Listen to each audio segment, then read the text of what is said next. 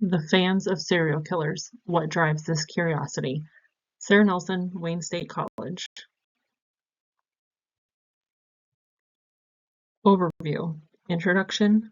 Literature review including environmental and genetic factors that influence serial killers, psychological features of serial killers, profiling and typology, results in discussion, and finally conclusion. Introduction. FBI's current definition: the unlawful killing of two or more victims by the same offender or offenders in separate events. According to this definition, America's first recognized serial killer was Jesse Pomeroy, who was only 14 years old in 1874 at the time of his killings in Boston, Massachusetts. Pomeroy was America's youngest serial killer. The golden age of serial killers occurred from the 1950s to the 1990s. While it was happening, it was referred to as a serial killer epidemic. From 1970 to 1980, the average number of victims per serial killer was 10 to 13. In the 2000s, this number dropped to an average of 3 to 4 victims. Today, technology and forensic advancements have made it much harder for serial killers to thrive than during the Golden Age. There were 2,604 serial killers in the United States during the 20th century. Of these, 89.5% emerged between 1950 and 1999. The FBI estimates that 25 to 50 serial killers exist at any given time. Environmental and genetic factors that influence serial killers. Research shows that serial killers are made in childhood. They typically begin killing around the age of 28, and the most influential factors occur 20 years before the killings. Childhood trauma, sexual or physical abuse, rejection, abandonment, loneliness, an unstable family, and personality disorders all play a role. Kids with exposure to violence in the media, violent video games, pornography, and true crime shows are more likely to become serial killers. A serial killer's profile typically includes childhood abuse and is associated with delayed cognitive processing of problems and aggressive thought patterns and responses. 50% of serial killers experience psychological abuse, 36% reported physical abuse, and 26% experienced sexual abuse. Environmental and genetic factors that influence serial killers.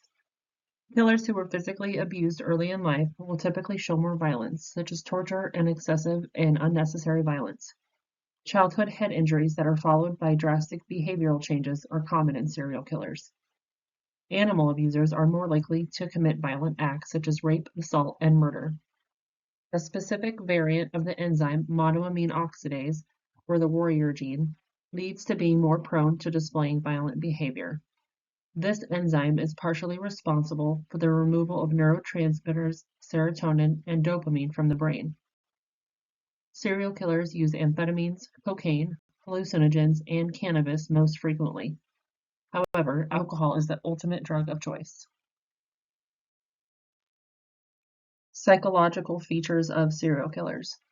Most serial killers are not legally insane. Most are highly self-aware and even curious about their compulsions. Many but not all serial killers can be diagnosed as psychopaths. 1 in every 83 Americans is a diagnosed psychopath. Characteristics of psychopathy are antisocial behavior, superficial charm, lack of emotion, lack of guilt, narcissism, impulsivity, lack of empathy, parasitic lifestyle, and poor behavioral controls. Psychopaths have no empathy or sense of guilt. Psychopaths thrive off stimulation, excitement, risk-taking, and witnessing other people's fear and pain. Psychological features of serial killers.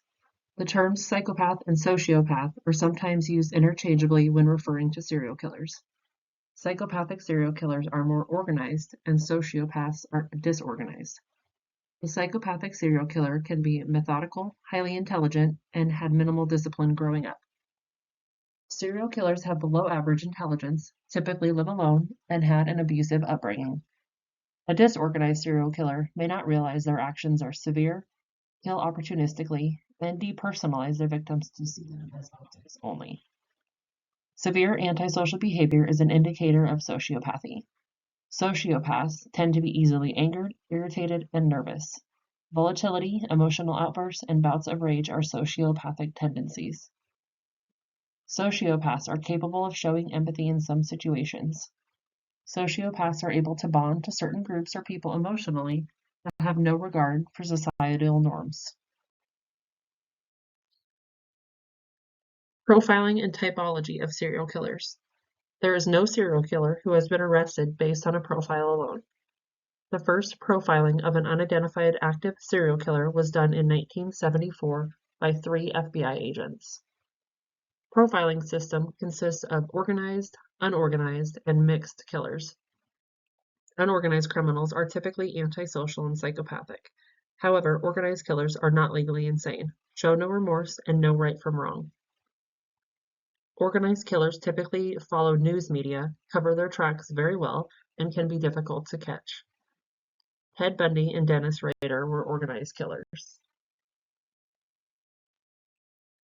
Profiling and typology of serial killers. Disorganized killers do not plan their crimes. Typically, evidence such as blood and fingerprints are left at the scene. Disorganized killers are young, mentally ill, abusing alcohol and drugs, and normally come from a troubled family. Disorganized serial killers have below average intelligence and have inadequate social and communication skills. It is typical for disorganized killers to have been sexually abused in their lifetime and may have compulsive tendencies. Jack the Ripper was a disorganized serial killer. Mixed killers are classified as such when multiple killers are involved, or one killer is experiencing a psychological break or transformation during his killing years. Several documentaries of famous serial killers' childhood and life events, mental health diagnosis, and profiling methods were investigated using Netflix to determine if they supported what we know about factors that influence serial killers. The documentaries used to conduct research were Richard Ramirez, The Night Stalker, The Hunt for a Serial Killer, the Jeffrey Dahmer tapes, Conversations with a Killer, and the Ted Bundy tapes, Conversations with a Killer. The first documentary reviewed was Richard Ramirez, The Night Stalker. These killings began in Los Angeles, California in 1984. Ramirez had no record of previous violent criminal activity. However, Ramirez had a terrible childhood with no positive influences. He didn't fit in with anybody as a child and was a thief by a young age. Tactics used were gunfire to the forehead, throat slashing, stabbing, ligature strangulation, manual strangulation, blunt force trauma, and even removal of eyeballs, which he kept as a trophy. He went after young people and old people. He went after men and women. Ramirez was interested in astrology and torture methods. His crimes were dissimilar, unpredictable, unplanned, and seemingly random. He did not attempt to hide his face or identity. Ramirez started leaving pentagrams and lipstick on victims' bodies and the walls at the crime scenes. Ramirez did have groupies. He also had fans and women who thought he was attractive. In fact, women would mail seductive photos to him in jail because he was found to have high sex appeal. Ultimately, he was tried in court for 43 total crimes, 13 murders, multiple robberies, and rape. In 1989, he was found guilty of all charges and sentenced to death. He died in prison in 1994 of cancer. So, does it check out? Richard Ramirez does fit the mold of what we previously learned about environmental factors influencing serial killers. The Night Stalker fits the description of a psychopath and a sociopath. Psychopaths thrive off stimulation, excitement, risk-taking, and witnessing other people's fear and pain. Sociopathic serial killers have below average intelligence, typically live alone, and had an abusive upbringing.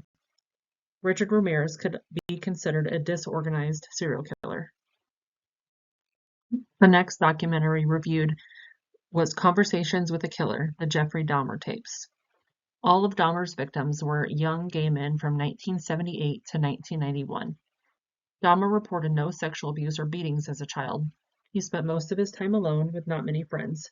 His mother abandoned him after she divorced his father. Dahmer had an obsession with roadkill, taxidermy, and the internal organs of dead animals. Jeff told investigators that he doesn't know how to love and was unable to attach himself to other people emotionally. Jeff dropped out of college due to heavy drinking and bad grades. He learned about body parts and organs in the Army, which he joined after college. After blacking out during an alcohol-induced killing with a gay partner in 1987, he lost control, had bestial desires, and completely went unhinged in his killings. In the documentary, he recognized this as his tipping point. Dahmer kept heads, genitals, human hearts, and other tissue in the freezer. Most of Dahmer's satisfaction came from what he did with the body after death. He was diagnosed with necrophilia. He would offer to pay his victims to take photos, then rape, sexually mutilate, and kill them from there. Following his arrest, it was discovered he was charged and convicted of sexual misconduct of a 13-year-old boy in 1988. Dahmer was sentenced to 15 consecutive life sentences. He was murdered in prison in 1994.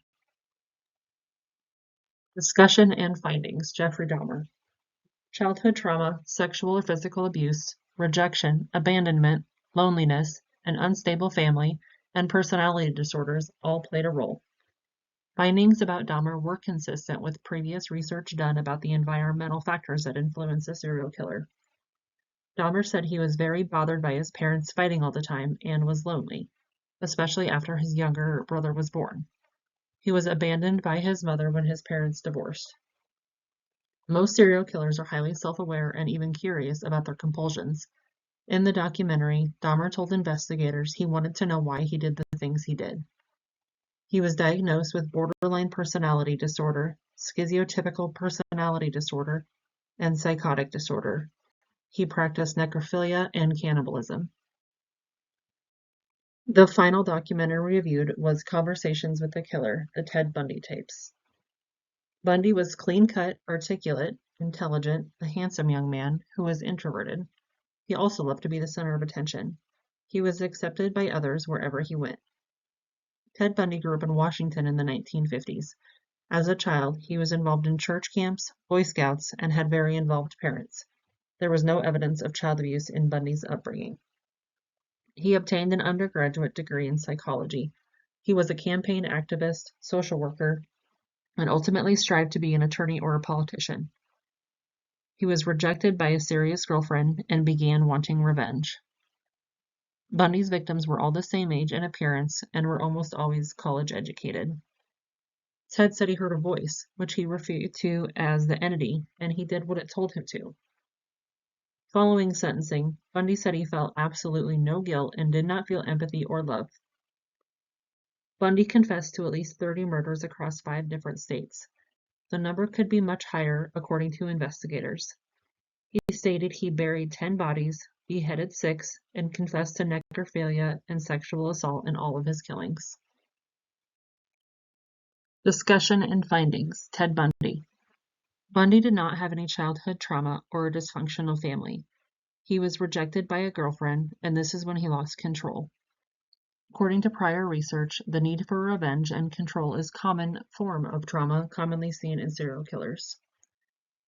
Characteristics of psychopathy include antisocial behavior, superficial charm, lack of emotion, lack of guilt, narcissism, impulsivity, lack of empathy, parasitic lifestyle, and poor behavioral controls.